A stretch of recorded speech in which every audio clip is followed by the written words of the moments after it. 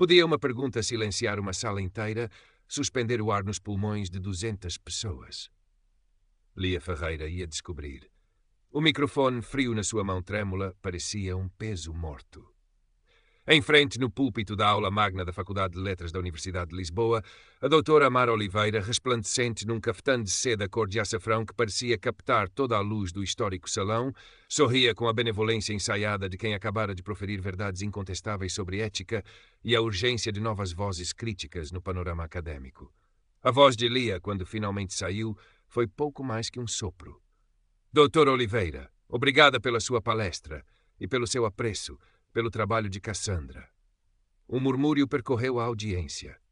Cassandra, o pseudônimo por detrás do Olho Crítico, a plataforma online que nos últimos meses se tornara uma sensação nos círculos académicos portugueses e até além fronteiras, dissecando com uma precisão cirúrgica os enviesamentos subtis no discurso mediático e académico. O pseudônimo por detrás do Olho Crítico, a plataforma online que nos últimos meses se tornara uma sensação nos círculos académicos portugueses e até além fronteiras, dissecando com uma precisão cirúrgica os enviesamentos subtis no PES. A própria doutora Oliveira, momentos antes, citara Cassandra como um exemplo luminoso de análise anónima e destemida. O sorriso da doutora Oliveira alargou-se, condescendente. Sim, uma mente promissora, essa Cassandra. Quem me dera que tivesse a coragem de se mostrar. Lia engoliu em seco. O calor subia-lhe ao rosto, uma mancha escarlate na sua pele habitualmente pálida, quase translúcida. Os seus cabelos, de um loiro tão claro que parecia branco, estavam como sempre presos num coque frouxo, alguns fios rebeldes escapando-lhe pela nuca. Jeans desbotados, uma t-shirt cinzenta, o casaco de malha gasto que era quase uma segunda pele. A antítese da figura régia e vibrante à sua frente. Acontece, doutora, Lia continuou, a voz a ganhar uma firmeza inesperada, que ela tem essa coragem. Olhou diretamente para os olhos escuros e penetrantes da professora. Eu sou Cassandra. O silêncio que se seguiu foi absoluto, denso, como se o próprio tempo tivesse parado. Meses antes, a vida de Lia era uma sucessão de pequenos apagamentos. Bolseira numa das mais prestigiadas faculdades do país, oriunda de uma pequena cidade do Ribatejo, sentia-se perpetuamente um peixe fora de água entre os corredores revestidos a painéis de madeira escura da Faculdade de Letras, entre colegas cujos apelidos ecoavam história e privilégio. Na aula de Teorias da Comunicação da doutora Amara Oliveira, essa sensação era amplificada. Lia, querida, a voz melodiosa de Oliveira cortou o ar da sala de aula onde Lia acabara de apresentar com hesitação o esboço de uma ideia para o seu ensaio final. Uma perspectiva. Interessante, mas não lhe parece que falta um pouco de substância, de vivência? Talvez explorar algo mais alinhado com o seu contexto. O sorriso da professora não chegava aos olhos, que percorriam a figura encolhida de Lia com uma avaliação fria. Lia, com os seus 22 anos e uma inteligência que preferia esconder a ostentar, sentiu o habitual rubor a subir-lhe pelas faces. A sugestão era clara. O seu contexto provinciano não lhe dava estofo para grandes voos teóricos. Oliveira, por outro lado, era a personificação do sucesso cosmopolita.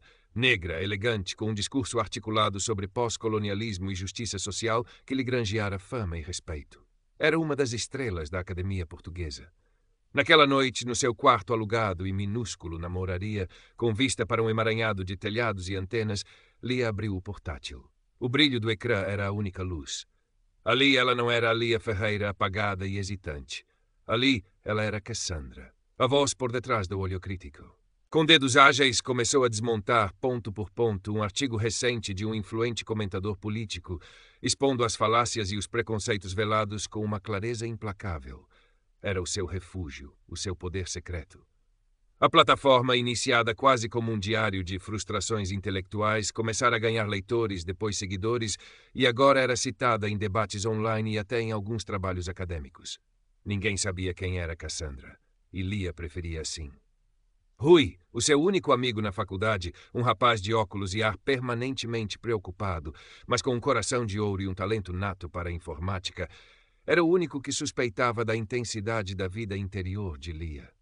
Essa Oliveira não te larga, pois não? Comentou ele um dia à saída da biblioteca, depois de mais uma sessão em que Lia fora subtilmente diminuída pela professora. Não sei como aguentas. Lia deu de ombros. É só mais um ano. Mas por dentro, a cada alfinetada, a cada condescendência, algo se acumulava. O ponto de viragem chegou com a rejeição da sua candidatura a uma bolsa de investigação de verão numa universidade alemã. Era uma oportunidade de ouro. Lia dedicara semanas à proposta. A carta de rejeição era vaga, mas Rui, que tinha os seus contactos, descobriu o impensável. Ouvi dizer que a Oliveira moveu uns cordelinhos, disse ele com ar sombrio.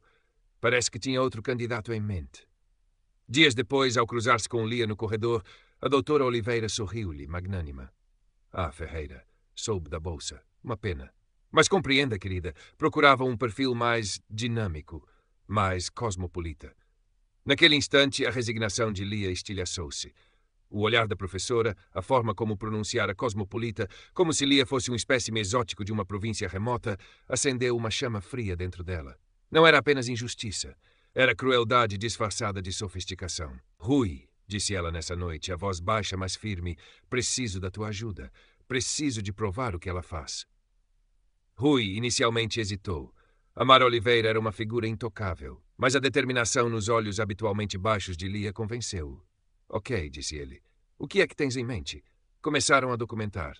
Lia guardava e-mails, transcrevia comentários feitos em público. Rui, com a sua perícia técnica, recuperou um áudio de uma palestra online onde Oliveira, respondendo a uma pergunta sobre a falta de diversidade regional na academia, fizera um comentário particularmente depreciativo sobre certas mentalidades que não se conseguem desenvencilhar do pó da província.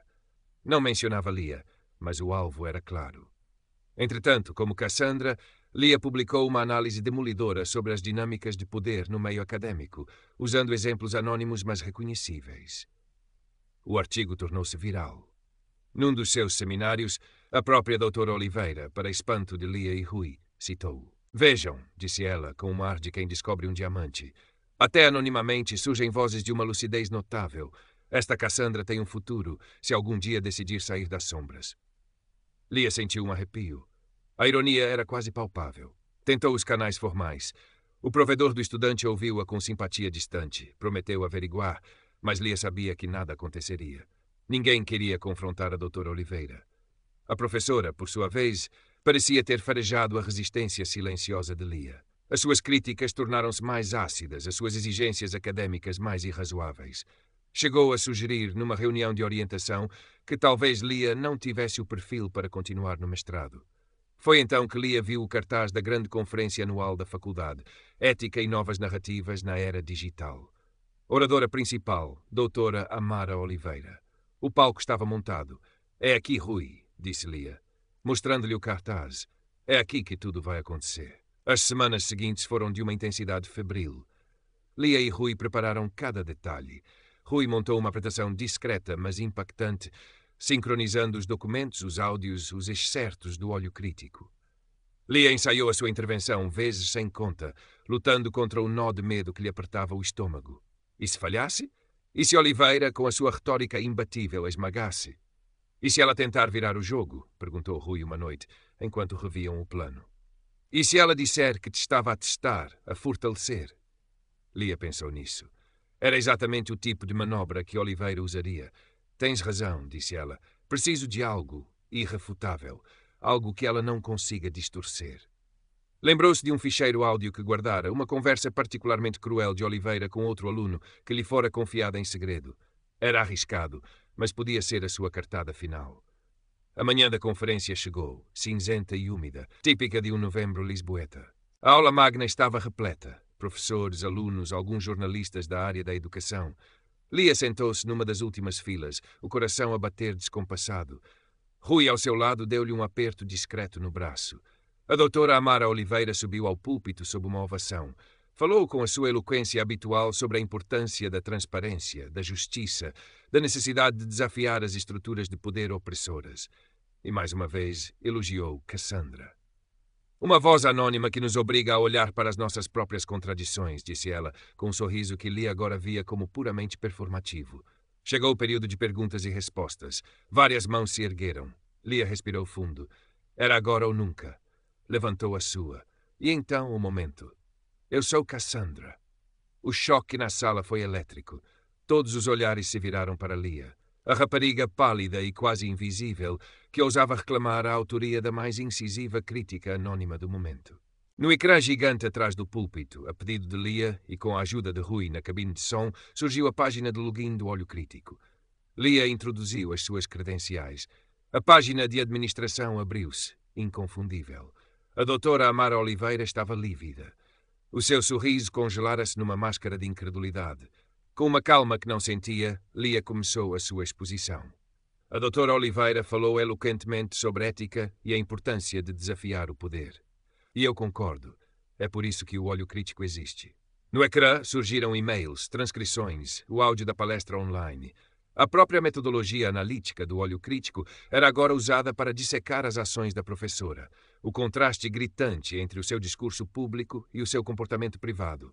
Cada prova era apresentada de forma factual, concisa e irrefutável. Quando Lia terminou, um silêncio pesado pairava sobre a sala. Então, a doutora Oliveira recuperou-a com compostura, ou uma imitação dela. Um sorriso forçado surgiu nos seus lábios. Ferreira. Lia. Surpresa. A sua voz, habitualmente tão controlada, tinha um ligeiro tremor. Sempre soube que havia algo de especial em si, uma inteligência peculiar. Confesso que as minhas críticas, por vezes duras, eram uma forma de a testar, de a fortalecer, para que vozes como a sua, como Cassandra, pudessem emergir com esta força. Tentava cooptar a narrativa, transformar a sua crueldade em pedagogia severa. Era o momento que Lia e Rui tinham antecipado. Lia fez um sinal a Rui. No ecrã, a imagem mudou. Era apenas um leitor de áudio. Talvez, disse Lia, a voz agora firme e clara, a doutora queira também explicar se este teste se aplicava a outros alunos. Clicou no play. A voz de Oliveira encheu a sala. Não a voz pública, eloquente, mas uma voz sibilante, carregada de desprezo, a humilhar um aluno em lágrimas durante uma sessão de orientação privada. A gravação era curta, mas brutalmente explícita. Desta vez, não houve tentativa de defesa. O rosto de Amara Oliveira desfez-se. A máscara de superioridade, de carisma intelectual, estilhaçou-se, revelando algo feio e pequeno por baixo. O burburinho na sala transformou-se num clamor contido. Viam-se telemóveis a gravar. Membros da direção da faculdade sentados na primeira fila cochichavam entre si, os rostos uma mistura de horror e constrangimento. A conferência terminou abruptamente. Seguranças discretos aproximaram-se do púlpito. Doutora Oliveira foi conduzida para fora por uma porta lateral, evitando o olhar da multidão. Lia permaneceu de pé a tremer ligeiramente enquanto Rui se aproximava, um sorriso orgulhoso no rosto. Alguns estudantes aproximaram-se, hesitantes, depois mais confiantes para a felicitar. Outros olhavam-na com uma mistura de admiração e choque. Nos dias e semanas que se seguiram, o escândalo Oliveira dominou as conversas nos corredores da faculdade e saltou para os jornais online e até para algumas estações de televisão. A Universidade de Lisboa anunciou a abertura de um inquérito interno rigoroso e transparente. A plataforma O Olho Crítico, agora com o rosto inesperado de Lia Ferreira, viu a sua audiência explodir. Lia deu uma única entrevista concisa e digna a um jornal universitário, onde falou não de vingança, mas da necessidade de coerência entre o discurso e a prática. Doutora Amara Oliveira foi formalmente suspensa das suas funções enquanto decorria o inquérito. A sua carreira, construída sobre uma imagem de integridade e vanguarda intelectual, estava em ruínas.